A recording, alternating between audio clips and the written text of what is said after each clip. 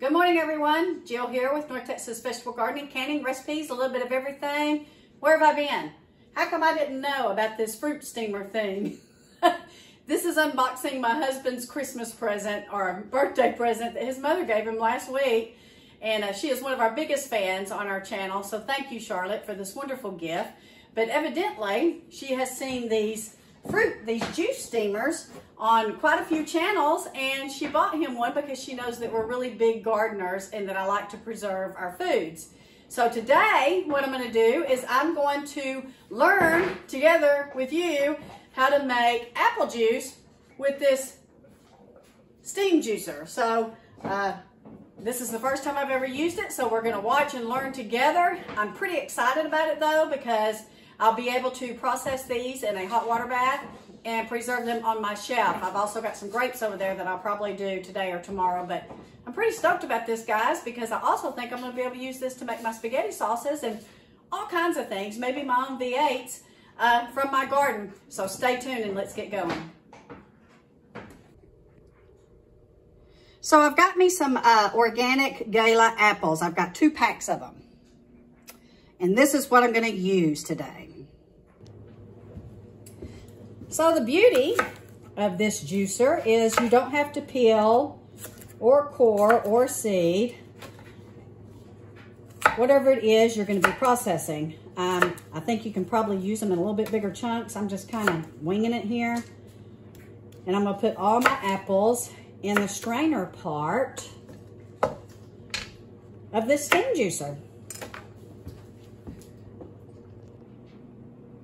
Okay, I just finished up slicing my apples. Now imagine, guys, some people use the pulp to make applesauce. So if you wanted to make applesauce or apple butter, I imagine you might want to core it. I've not gotten that far, but I would probably do that. I'd probably core it and de-seed it if I was going to use it to make one of those items.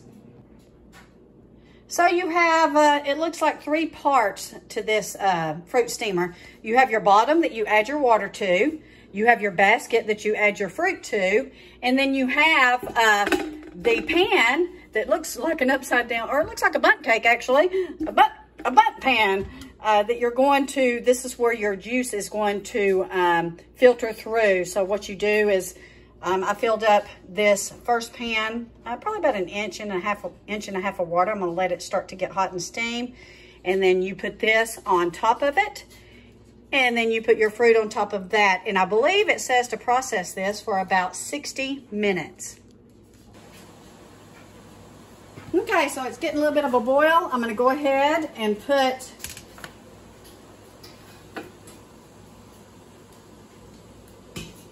my juicer, and you want to be sure and make sure that you fit it in the groove, my juice holder.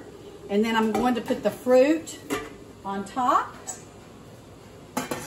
and then we're putting the lid on it. So my husband made me a little palette, because as the steam starts to make or extract the juice from the fruit, it'll start coming through this tube, and I want to make sure and have a jar underneath it to catch any juice that may come out. So, got that going there. So while this is doing its thing for about 60 minutes, I'm getting my water bath canner ready, and I'm getting my jars cleaned up and sterilized. Okay, we're starting to rock and roll. I want to add that some people do add sugar to their fruits, and I guess depending on which fruit you're using, you may or may not want to. I am not going to add sugar to my fruit, because this juice is going to be made to use for my smoothies during the week. Quick advertisement for my next video coming up. I'm going to make me some good old cabbage soup, and these 3 cabbages, guys, came out of my garden. I think these are my last 3 for the season. I do have a couple more and some wicking tubs that I hope come through. So stay tuned for that. Hit that subscribe button. Okay, so it's been about 30 minutes, guys. I'm starting to see some juice come out. So what I'm going to do is I'm going to go ahead and open this up. And from what I understand, you want to let this drain and then pour it back through, because then it's sterilizing the hose and the fitting or the drip down there. So we're just going to let this go a little bit. Oh, I'm gonna have to.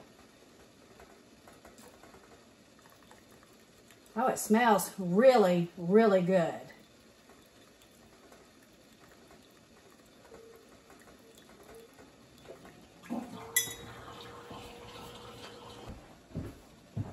So now that we have a little bit of juice and it flowed through the tube and the fitting down there, or the hose, we're going to pour our juice back through.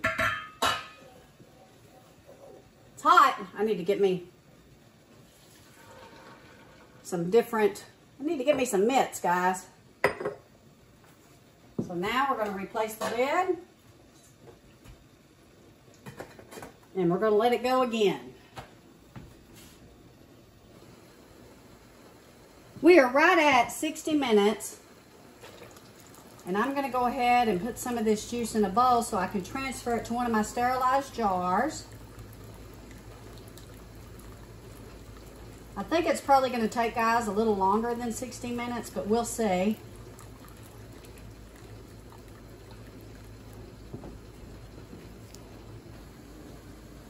We have a pint so far. I'm going to go ahead and put my lid and my band on it and put it in my hot water bath. So you want to do it a little bit more than finger tight, since we're just going to be hot water bath canning. I'm going to go ahead and put it in here so we can wait for whatever else we get and add to it.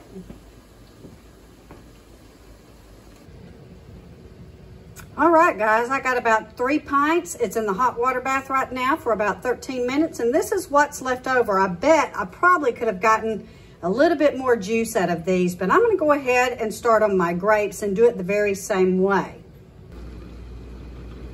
That's looking pretty clean, guys. You can't get any cleaner than that, and I did taste it, and it was absolutely delicious.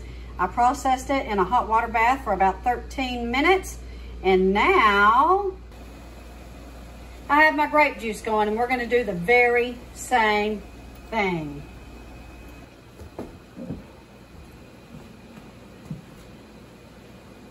So it's been a very busy day here at North Texas Vegetable Gardening. Next, I'm on to my cabbage soup. So excited about that. Stay tuned. Be sure and hit that subscribe button and that little bell in the corner so you know when I post it. So thank you very much for watching. Can't be more pleased with our steam juicer. I'll be using this a whole lot this year, guys. Take care. God bless. Have a wonderful weekend.